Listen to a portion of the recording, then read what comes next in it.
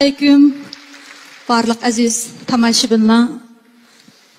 Sizlar bilan bugun istiqdorlashayotganimdan nihoyat xursandman.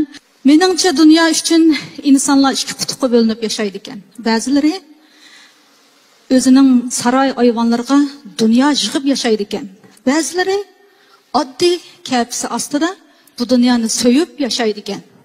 Bugun men huzuringizga shoirimiz Odil Tuniyozning Anam bulup bersangchi dünya degan misralardan olgan melodiyalarni tuzib huzuringizga taqdim etdim. Rahmat. Teşekkür.